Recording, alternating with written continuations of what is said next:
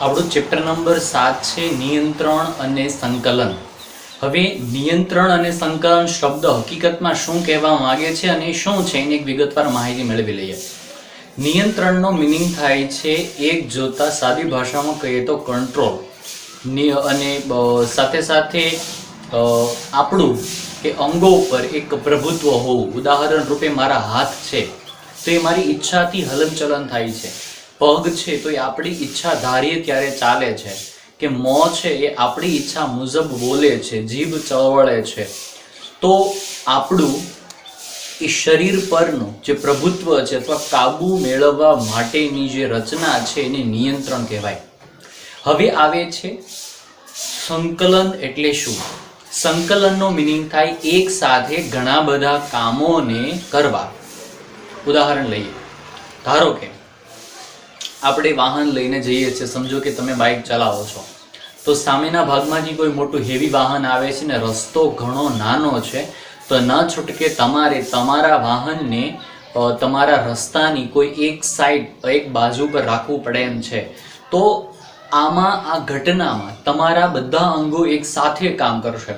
જેમ કે ટ્રક આવે છે તો આંખ એને જુએ છે કે હોર્ન છે, કાન છે હોર્નને સાંભળે છે, તો એક હાથ છે એ ક્લચ કરે છે, બીજો હાથ છે એ બ્રેક મારે છે, તો પગ છે એક ગેરને ઓછો કરે છે, તો બીજો પગ છે એ પાછળના ટાયરની બ્રેક મારે છે. તો બધા અંગો એક સાથે કામકાજ કરે છે ને મગજ એક સાથે વિચારે પણ છે. તો આને થયું કહેવાય સંકલન. એટલે કે તમે કોઈ એક જ કામ કરી રહ્યા છો અને તમારા શરીરના બધા અંગો એની સાથે સંકળાયેલા છે, તો એમને સંકલન કહેવાય. ઓર એક ઉદાહરણ જોઈએ. દાખલા તરીકે તમે સમજો કે કોઈ ખોરાકને જુઓ છો તો આંખ છે એ જુએ છે, તો નાક છે એ સ્મેલ લે છે, તો મોંની અંદર પાણી આવે છે, તો શરીરની અંદર એક અલગ એક પ્રકારનો અહેસાસ થાય છે. સમજો કે તમારી મનપસંદ વાનગી છે તો શરીરમાં એક ખુશનુમા અહેસાસ થાય. અથવા તો તમારા મગજની અંદર એક વિચાર પ્રગટ થાય કે એમને ખાવાનું, અને હાથ છે એમને ખાતો જાય છે. તો આ બધી ક્રિયા છે એને તમે સંકલન કર્યું. તેમને એ સમજાવી દઉં કે આપણે આ પાઠની અંદર ભણવાનું શું છે, એનો મેપ ઓફ યુનિટ, એટલે તમને ખબર પડે કે આપણે આ ચેપ્ટરની અંદર કઈ કઈ વિગતોને લેવાની છે. સૌથી પહેલા આપણે લેવાનું છે ચેતાતંત્ર. ચેતાતંત્રનો મિનિંગ શું થાય? તો આપણી અંદર દોરડા જેવું આખું એક તંત્ર હોય જે બધા અંગો સાથે જોડાયેલું હોય, અને એ તંત્રો આપણા બધા અંગોને એક સાથે કનેક્ટ રાખે, બધા અંગોને એક સાથે કામ કરવા માટે પ્રેરે, બધા એક સાથે રહીને કામ કરે. તો એ આખા તંત્રને કહેવાય ચેતાતંત્ર. આપણે વિગતવાર પણ આગળ જોઈશું. પછી આપણે ભણવાનું આવશે મગજ.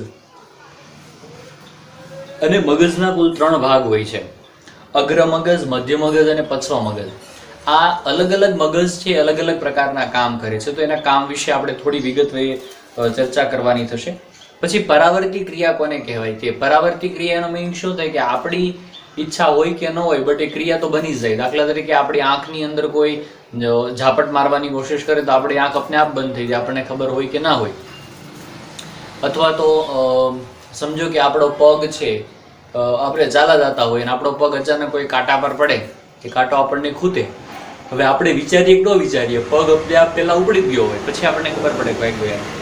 પછી અમુક એક પ્રકારના હલનચલનો ભણવામાં આવશે કે જેની અંદર આવર્તન કહેવાય. આવર્તન એટલે વનસ્પતિમાં થતા ફેરફારો, જેમાં પ્રકાશાવર્તન, જલાવર્તન, ભૂઆવર્તન, રસાયણાવર્તન કે પછી સ્પર્શાવર્તન, આ બધા વર્તનો વિશે વિગતવાર ભણવામાં આવશે. પછી પાઠના અંતિમ ટોપિક પર આવશે અંતઃસ્ત્રાવી ગ્રંથિ. એનો મિનિંગ શું થાય કે જેમ કે આપણા ઘરની અંદર અલગ અલગ જગ્યા ઉપર નળ હોય, બરાબર? ફુવારો છે એ પણ એક નળનો પ્રકાર છે. ટોયલેટની અંદર હોય, બાથરૂમની અંદર હોય, રસોડા પાસે એક હોય, એમ અલગ અલગ જગ્યા ઉપર નળ હોય. તો એવી જ રીતે આપણા શરીરની અંદર પણ અલગ અલગ જગ્યાએ નળ આવેલા છે. એ નળ શું કામ કરે છે? તો કે રસાયણોને ઉત્પન્ન કરે અને આપણા શરીરમાં છોડે. તો એ જે નળ છે આપણા શરીરમાં એને આપણે ગ્રંથિ કહીશું. એને વિજ્ઞાનની ભાષામાં એને ગ્રંથિ. એ ગ્રંથિઓ શું કરે? અલગ અલગ પ્રકારના આપણા શરીરમાં જે જરૂરી પ્રમાણમાં અને જરૂરી રસાયણો છે એને ઉત્પન્ન કર્યા કરે અને આપણા શરીરની અંદર એમને છોડ્યા કરે. આ ગ્રંથિઓ છે એ રસાયણોને છોડે. રસાયણોને અંતઃસ્ત્રાવ કહેવામાં આવે, એટલે અંદર થતા સ્ત્રાવ. હવે ઈ ગ્રંથિ અંતઃસ્ત્રાવ છોડે ને એટલે એ ગ્રંથિઓને કહેવામાં આવશે અંતઃસ્ત્રાવી ગ્રંથિઓ. હવે ગ્રંથિઓ કઈ કઈ છે તો એના હું નામ તમને કહી દઉં. પિનિયલી ગ્રંથિ, પિટ્યુટરી ગ્રંથિ, થાઇરોઇડ ગ્રંથિ, પેરાથાઇરોઇડ ગ્રંથિ, થાઇમસ, એન્ડ્રિનલ ગ્રંથિ, સ્વાદુપિંડ, શુક્રપિંડ, અંડપિંડ, આ બધા છે એમના પ્રકાર છે. હવે આપણે આગળ પાઠની શરૂઆત કરશું. સૌપ્રથમ કે આ પાઠની અંદર એક શબ્દ વારંવાર આવશે હલનચલન. તો યાદ રાખવાનું કે હલનચલનનો મીનિંગ એવો નથી કે જેમ કે ચકલી ઉડે છે, કે મારા હાથ હલે છે, કે મારું મોં બોલે છે, કે પછી તમે બેઠા બેઠા હલનચલન કરો છો. તો હલનચલનનો મતલબ એવો બિલકુલ નથી કે આપણે જે કામ કરતા હોય હલનચલન કહેવાય. હા, આપણે કામ કરીએ હલનચલન છે વન ટાઈપ ઓફ. ઉદાહરણ રૂપે બાળક છે એ રમે છે, બાળકો દોડે છે, બાળકો કૂદે છે, લખે છે, કે પછી કોઈ કસરત કરે છે, કે સૂર્ય નમસ્કાર કરે છે, કે બીજી કોઈ એક્ટિવિટી કરે છે, કરાટા કરે છે. તો એ હલનચલનનો જ એક પ્રકાર છે. પરંતુ માત્ર એને જ હલનચલન ન કહેવાય. હલનચલનની ઘણી બધી પ્રક્રિયા આવે. હું તમને એક ઉદાહરણ આપું. અમીબા. અમીબા છે એ એક કોષી જીવ છે. એ જ્યારે ધીમે ધીમે ધીમે ધીમે ધીમે આગળ હાલતું હોય, ખોરાકને વીટળી લે છે, ખોરાકને ગ્રહણ કરે છે, એ પણ એક હલનચલન છે. હવે વનસ્પતિમાં હલનચલન કોને કહેવાય? તો વનસ્પતિમાં હલનચલન એને કહેવાય કે પવન આવે છે ને ઝાડ હલે છે, પાન ફડફડે છે, કે ફૂલ ખરે છે ને હલનચલન કહેવાય. ચલો ઠીક છે, એ માની લઈએ. પણ વનસ્પતિનું હલનચલન આખું અલગ છે. વનસ્પતિમાં હલનચલન મતલબ શું થાય તો એ હું તમને કહું કે વનસ્પતિમાં હલનચલન છે એને આપણે જજ કેવી રીતે કરશું. વનસ્પતિમાં હલનચલન એટલે કે તમે જે બીજ વાવેલું છે, બીજમાંથી અંકુર ફૂટે છે, એટલે કે નાનો એવો છોડ ઉગ્યો, એ પણ એક હલનચલન છે. એ છોડને પાન આવવા એ હલનચલન છે. છોડનું મોટું થવું એ હલનચલન છે. વૃક્ષો પર ફૂલ ખીલવું એ હલનચલન છે. અથવા ફૂલની કળી આવી હલનચલન છે. કળીમાંથી ફૂલ ખીલવું એ હલનચલન છે. કે પછી ફૂલમાંથી ફળ બનવું એ હલનચલન છે. અને ફળ છે એનું કદ મોટું થવું એ પણ એક હલનચલન છે. અથવા તો વસંત ઋતુની અંદર પાનનું ખરવું કે ફરી પાછા નવા આવવા, તો નવી કૂપળો આવી, એ પણ એક પ્રકારનું હલનચલન છે. તો વનસ્પતિની અંદર એ હલનચલન એકદમ સૂક્ષ્મ અને ધીમું હોય છે કે જે આપણે જોઈ શકતા નથી. એવી જ રીતે કોઈ પણ સજીવ કોઈ પણ પ્રક્રિયા કરે છે તો એ હલનચલનના માધ્યમની અંદર આવે. ઉદાહરણ રૂપે કોઈ પક્ષી છે, પક્ષી ઈંડું સેવી નાખ્યું અને ઈંડામાંથી બચ્ચું નીકળ્યું, તો એ પણ એક પ્રકારનું હલનચલન છે. પછી એક બીજી વાત લઈએ. દાખલા તરીકે આપણે જેવા સૂર્ય સામે જોઈએ એ વખતે આપણા આંખની કીકી નાની થઈ જવી એ હલનચલન છે. આપણો હાથ કોઈ ગરમ વસ્તુ પર પડવો અને હાથ તુરંત જ તે એક જ ઝટકાની અંદર પાછો લઈ લેવો, એ પણ એક હલનચલન છે. તો હલનચલન અર્થાત કોઈ એક વસ્તુ નથી યાદ રાખવાની. હલનચલન એની એવો થાય છે કે કોઈ વસ્તુ વધવી, એના કદમાં વધારો થવો, કદમાં ઘટાડો થવો, કે પછી ઝાડનું કાપવું, એ પણ એક હલનચલન છે. તો આવી રીતે હલનચલન એક વિશાળ શબ્દ છે. આ પાઠની અંદર જે હલનચલન આવે તો તમારે સમજી જવાનું કે અહીંયા કોઈ વધે છે કે કોઈ ઘટે છે, અથવા તો કોઈના શરીરની મુવમેન્ટ થાય છે, એવું પણ હોઈ શકે. હવે એક બીજી વિગત લઈએ કે સંવેદના કોને કહેવાય. સંવેદના એટલે શું? સંવેદના એનો મિનિંગ થાય છે કોઈ એક પ્રકારની જાણ. ઉદાહરણ રૂપે ઠંડી લાગવી, ગરમી લાગવી, ભૂખ લાગવી, તરસ લાગવી, વાગવું, દુખવું, બળવું, દેખાવું, સ્મેલ આવવી, સંભળાવવું, કે આપણને કોઈ બીજી પ્રકારની જાણ થવી, આ બધા એને સંવેદના કહેવાય. બરાબર? સમજો કે પાણીનું દેખાવું, હવા જોરથી આવે છે એવો આપણને અહેસાસ થવો, કે પછી ભેજ જેવો અહેસાસ થવો. આપણે પગ વડે ચાલીએ છીએ, સમજો કે એમાં ચંપલ નથી પહેરેલા, તો આપણને કોઈ જગ્યાએ જમીન છે ગરમ એવી લાગવી, ઠંડી એવી લાગવી, કે ભીનું એવું લાગવું, એ પણ એક પ્રકારની સંવેદના છે. ટૂંકમાં સંવેદના એટલે કે જાણ થવી, એ ગમે તેની હોય. હવે એ સંવેદના આપણા જે અંગો ગ્રહણ કરે છે એને કહેવાય છે સંવેદનાગ્રાહી અંગો. તો આપણા શરીરની અંદર એવા કયા અંગો છે કે જે સંવેદનાને પ્રાપ્ત કરે છે, સંવેદનાને મેળવે છે? તો એમાંનું એક આવે છે આંખ. આંખ શું કરે છે તો કે જોવાનું કામ કરે છે. એ પ્રકાશની સંવેદનાને પારખે છે. પછી નાક. નાક શું કરે છે તો કે સુગંધની એટલે કે ગંધની સંવેદનાને પારખે છે. તો ગંધને વિજ્ઞાનની ભાષામાં ઘ્રાણ કહેવાય, એટલે કે તે ઘ્રાણનું ગ્રહણ કરે છે. પછી આવે છે જીભ.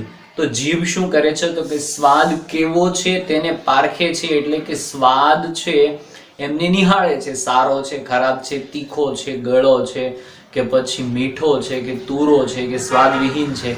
તો એની આપણને જાણ કરે છે. તો એ સ્વાદનું ગ્રહણ કરતું અંગ એટલે સ્વાદગ્રાહી અંગ છે. પછી આવે છે કાન. તો કાન છે એ સાંભળવાની ક્રિયા કરે છે, ને સાંભળવાની ક્રિયાને શ્રવણની ક્રિયા કહેવાય. તો એ છે એ જે અવાજ આવે છે આપણને, તો એને આપણે કહીશું ધ્વનિગ્રાહી અંગો, અથવા તો અવાજનું ગ્રહણ કરતા અંગ પણ કહી શકશું. પછી આવે છે ત્વચા.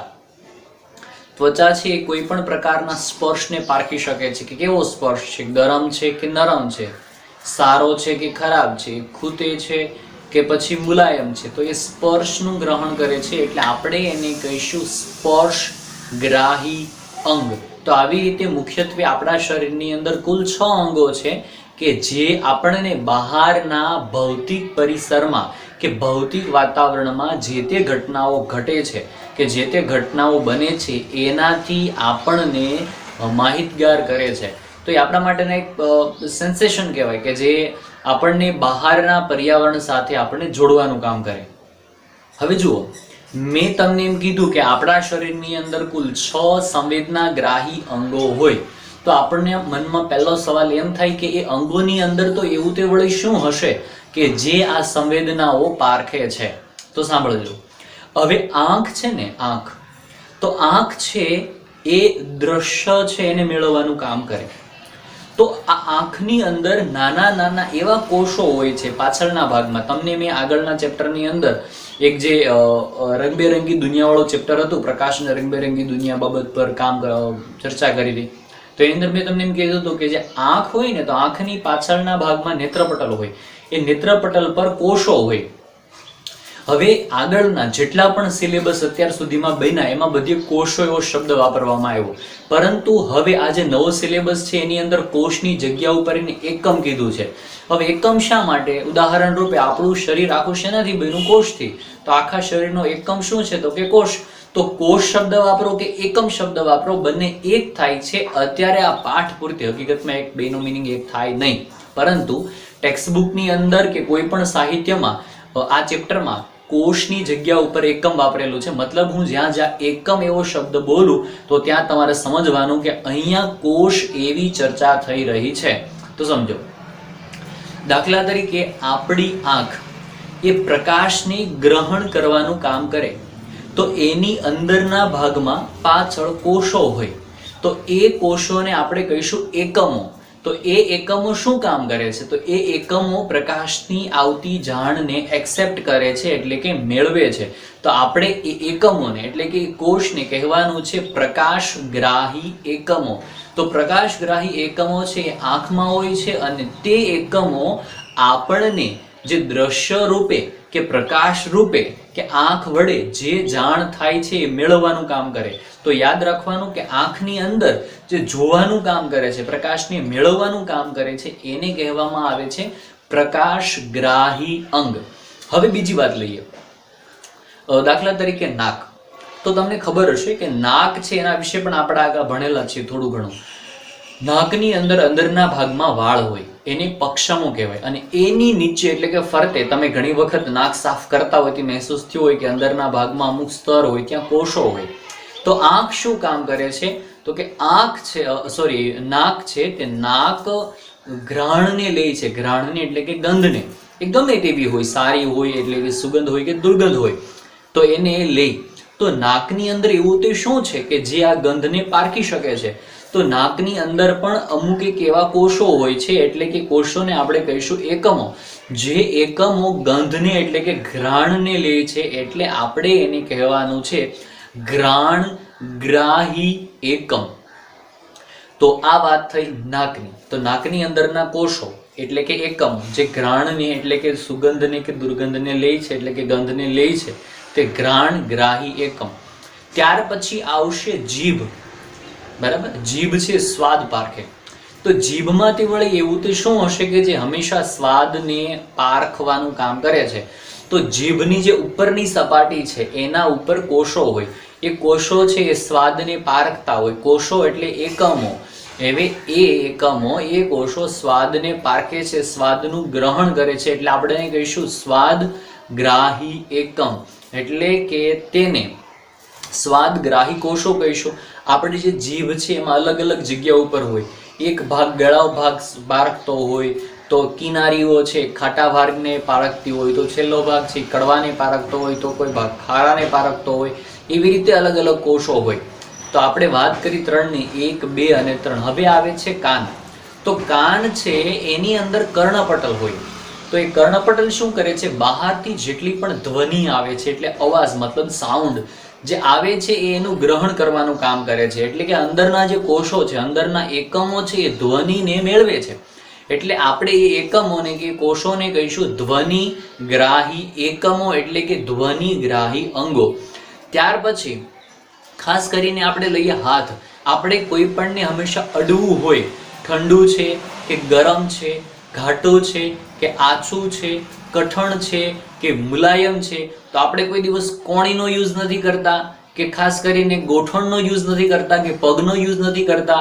આપણે હંમેશા આંગળીનો યુઝ કરીએ. વિજ્ઞાનના નિયમ અનુસાર આપણા આખા શરીરમાં સૌથી વધુ કોઈ સેન્સિટિવિટી હોય તો એ આપણા આંગળીના ટેરવાની અંદર હોય છે. આમ જોતા શરીરમાં બધે હોય જ છે, પણ સૌથી વધુ કામ કરતું હોય સ્પીડમાં, વ્યવસ્થિત, સારી રીતે, તો એ આંગળીના ટેરવાની અંદર હોય.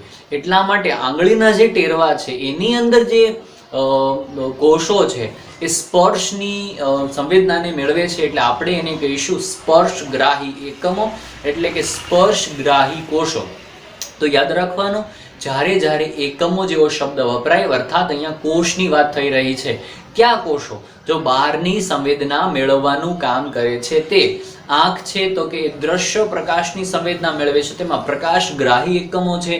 નાક છે તો એમાં ઘ્રાણગ્રાહી એકમો છે. જીભ છે તો એમાં સ્વાદગ્રાહી એકમો છે. કાન છે તો ધ્વનિગ્રાહી એકમો છે. અને ત્વચા છે, હાથ છે, તો એની અંદર સ્પર્શગ્રાહી એકમો રહેલા છે.